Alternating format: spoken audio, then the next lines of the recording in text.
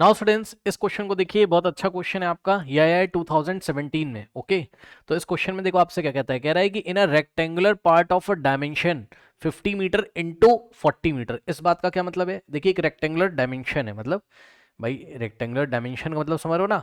Suppose आप helicopter से ऊपर से आके एक फील्ड का व्यू देख रहे हो, तो वो रेक्टेंगुलर फील्ड है, ऐसा सोचो आप। तो वो फील्ड कैसी दिखाई पड़ रही है? हेलीकॉप्टर से आप देख रहे हो आके, वो फील्ड इस तरीके से दिखाई पड़ रही है, ठीक है। ये आपकी रेक्टेंगुलर फील्ड है इस तरीके से। इसके डायमेंशंस का मतलब लेंथ और ब्रेथ आपको देके रखा हुआ है, सही है ना।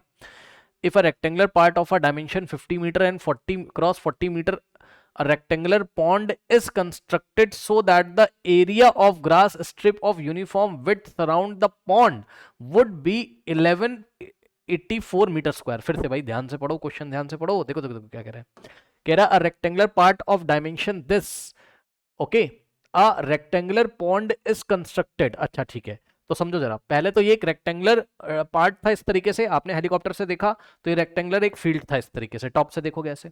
तो इस रेक्टेंगुलर फील्ड की, ध्यान से सुन लीजिए, इस रेक्टेंगुलर फील्ड की जो डायमेंशन है, यानी कि लेंथ और ब्रेथ आपको दिया हुआ है। समझिएगा बच्चों, ध्यान से देखिए, इसका लेंथ आपको कितना दिया हुआ है?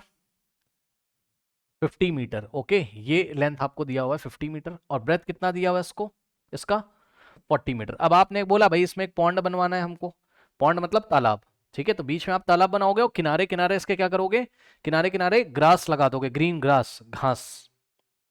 फिर से पढ़ लो, a rectangular pond is constructed so that the area of grass strip of uniform width. समझो जरा, समझना बच्चों, ध्यान से देखो चल क्या रहा है, मैं आपको बता दूं। चल ये रहा है ना कि यहां पर आप क्या करोगे, ये पॉन्ड बनवाया आपने बीच में, ये पॉन्ड है आपका, तालाब है, इसमें पानी भरा हुआ है, चलो पानी भर देते हैं इसमें, ये पॉन्ड है, ठीक। ये लीजिए, तो लिख देते हैं अंदर POND, पॉन्ड, ठीक। अब ध्यान से सुन लेना, ये जो पॉन्ड बनवाया आपने, जब आपने पॉन्ड बनवाया तो भाई यहां से मिट्टी निकाली होगी और यहां घास लगी हुई है किनारे किनारे, और जो ग्रास लगी यूनिफॉर्म विड्थ की लगी हुई है। क्या बात कह रहे हो सर? सुनो, यूनिफॉर्म विड्थ का मतलब ये है कि जो चौड़ाई है ना, कौन सी वाली, ये वाली जो चौड़ाई है, ये चौड़ाई, ये चौड़ाई, ये चौड़ाई, सब आपस में इक्वल है। ओके, समझ गए? मतलब समझो, ये देखिए, पहले तो आप ये समझ लो ग्रास कहाँ लगी हुई है, ठीक है ना। तो ग्रास लगी हुई है इस एरिया में, समझ रहे हो ना, इस एरिया में ये ग्रास लगी हुई है, और ग्रास यूनिफॉर्म विड्थ में लगी हुई है। मतलब समझो, यूनिफॉर्म विड्थ का मतलब समझो हर एक जगह इसकी चौड़ाई क्या है, सेम है। मतलब ये देखो, ये पूरा एक्स है, ये पूरा एक्स है, सही है। तो इधर से ये भी एक्स है, ओके, और ये भी एक्स है। यूनिफॉर्म विड्थ कितनी? एक्स है, ठीक है। ये लीजिए, समझ गए, ये चीज है। तो कह रहा है find the length and breadth of the pond. तो ये जो पॉन्ड आपको दिखाई पड़ रहा है, इसकी लेंथ और ब्रेथ बतानी। बच्चों ध्यान से चेक करना, एक बात बताओ आप, ये जो पॉन्ड आपको दिखाई पड़ रहा है, ठीक है, अगर मैं आपसे पूछूं इस पॉन्ड की मुझे लेंथ बता दो, तो कैसे बताओगे? 50 में से क्या माइनस करोगे? एक्स इधर से माइनस करोगे और एक्स इधर से। तो 50 में से टोटल कितना माइनस करोगे? 2x। क्या मैं सही कह रहा हूं? भाई पॉन्ड की लेंथ तो बेटा यहां से लेके यहां तक है ना, ठीक। तो पॉन्ड की लेंथ यहां से यहां तक है, तो पॉन्ड की लेंथ कितनी हो जाएगी बताओ? ये टोटल 50 था, ठीक, और ये वाली विड्थ x माइनस करोगे राइट से, और x माइनस करोगे लेफ्ट से, तो x इधर से x इधर से, यानी कि टोटल 2x माइनस करोगे, x प्लस x 2x, तो 50 माइनस 2x। बताइए आया कि नहीं आया? पॉन्ड की लेंथ कितनी हो जाएगी? हाँ, तो समझो जरा, मैं ना थोड़ा सा कलर चेंज करके लिख रहा हूं तो शायद आपको अच्छी तरीके से समझ में आ जाए। तो पॉन्ड की जो लेंथ है वो कितनी हो जाएगी आपकी? t minus 2x। समझ जाना भाई, थोड़ा सा छोटा छोटा लिखा है, ये हो गई पॉन्ड की लेंथ, ठीक। ओके, तो यहां पे लिख भी लेते हैं लगे हाथ, लेंथ ऑफ द पॉन्ड कितनी हो जाएगी आपकी? जो तालाब है पॉन्ड, उसकी लेंथ हो जाएगी बच्चों कितनी? 50 माइनस 2x, और यूनिट्स तो आपको पता ही है मीटर्स में होगा, है ना। उसके बाद ब्रेथ ऑफ द पॉन्ड कितना हो जाएगा यहां से? ब्रेथ ऑफ द पॉन्ड कितना हो जाएगा यहां से, चेक कर लेना भाई। ब्रेथ ऑफ द पॉन्ड, बहुत ध्यान से एक बात बताओ भाई, ब्रेथ ऑफ द पॉन्ड यहां से लेके यहां तक होगा, इतना होगा कि नहीं होगा बताओ?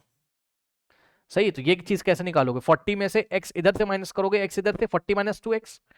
ओके, तो इस तरीके से जो ब्रेथ होगा पॉन्ड का वो कितना हो जाएगा आपका? 40 माइनस 2x, ठीक है। कहां पे लिख दें? अंदर लिख दें, समझ जाओगे। थोड़ा सा छोटा छोटा लिख देते हैं, 40 माइनस 2x, ये लीजिए, ठीक, अंदर ही लिख दिया मैंने ताकि समझ जाओ आप।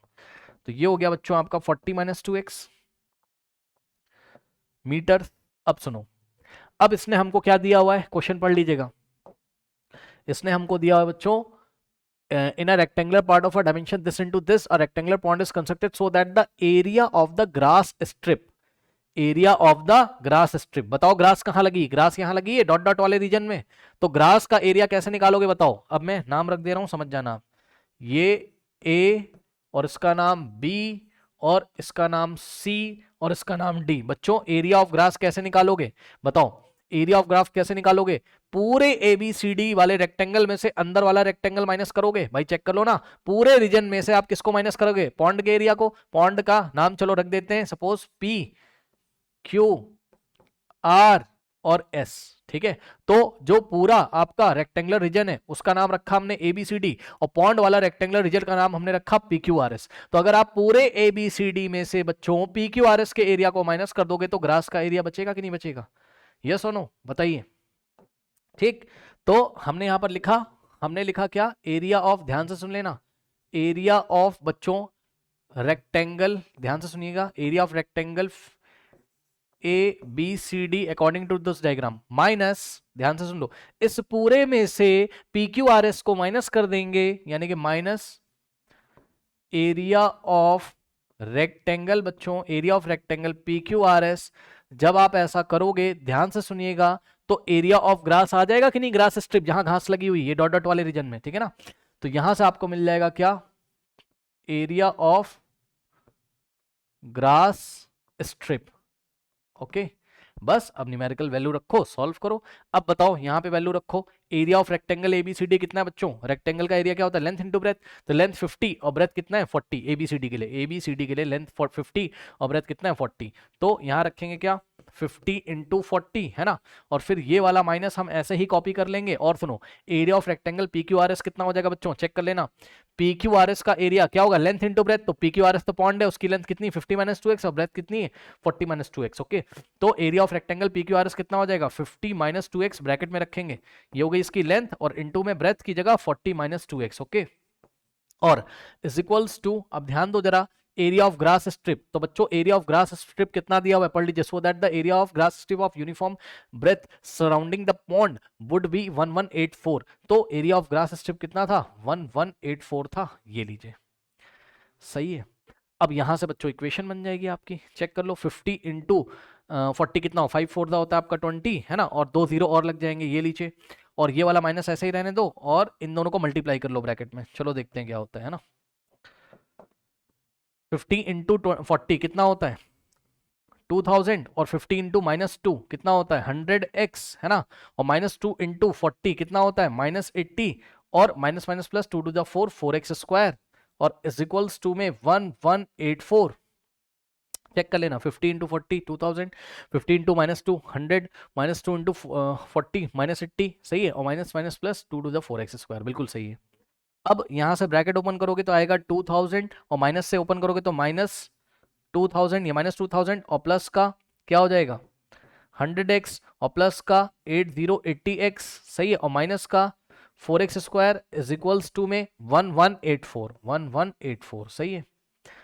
अब बच्चों ये 2000 से 2000 कैंसिल होगा, ये नेगेटिव था पॉजिटिव कैंसिल हो जाएगा, 100x प्लस 80x कितना होता है 180x। Okay, now minus 4x square is equals to 1184। Okay, अब सुनो, माइनस 4x स्क्वायर कहाँ जाएगा, राइट हैंड साइड में, तो पॉजिटिव हो जाएगा।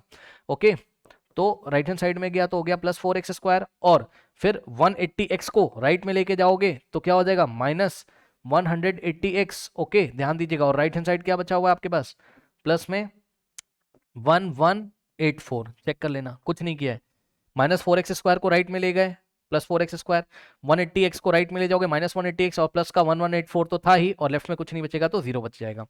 यानी कि आपके पास जो इक्वेशन आ रही है, ठीक है ना, वो क्या आ रही, मैं यहाँ पर साफ साफ लिख देता हूँ, 4x स्क्वायर देख लीजिएगा, 4x स्क्वायर और माइनस 180x, माइनस 180x, है ना, और plus 1184 is equals to 0, plus 1184 is equals to 0, यही आ रही है। ठीक है ना। अब हम एक काम करते हैं, क्या इस इक्वेशन को लेते हैं और न्यू पेज पे इसको हम सॉल्व करने की कोशिश करते हैं। तो इक्वेशन क्या है, 4x²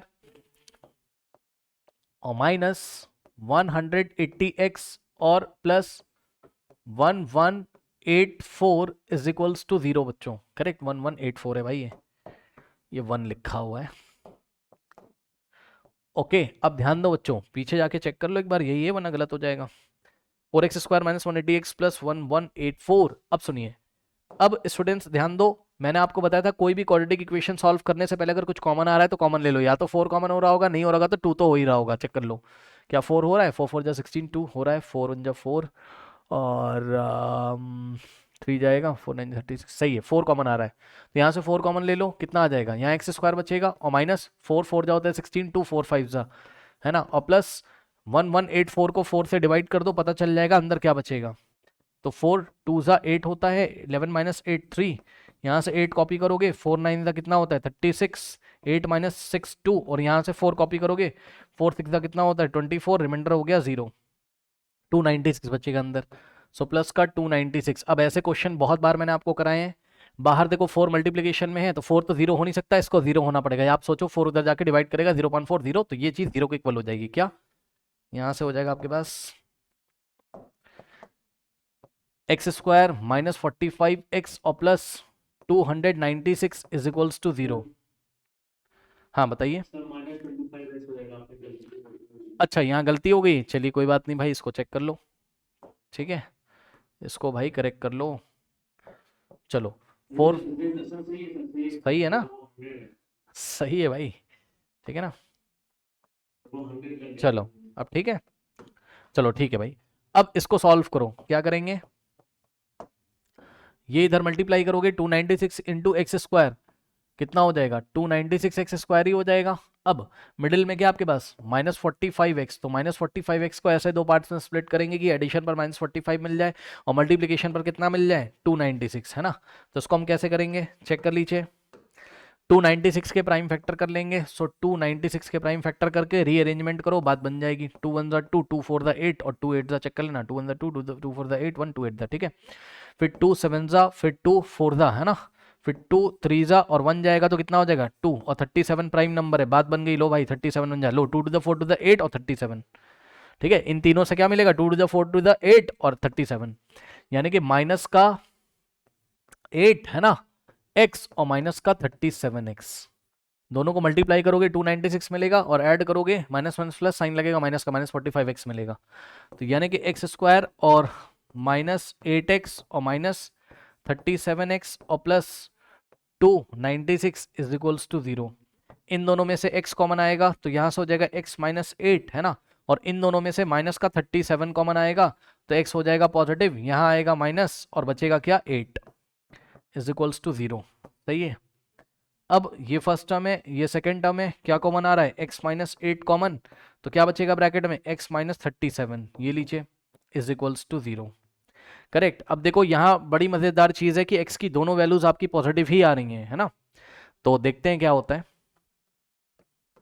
x माइनस 8 को 0 के इक्वल रखोगे x इज इक्वल टू 8 आ जाएगा, x माइनस 37 को 0 के इक्वल रखोगे x इज इक्वल टू 37 आएगा।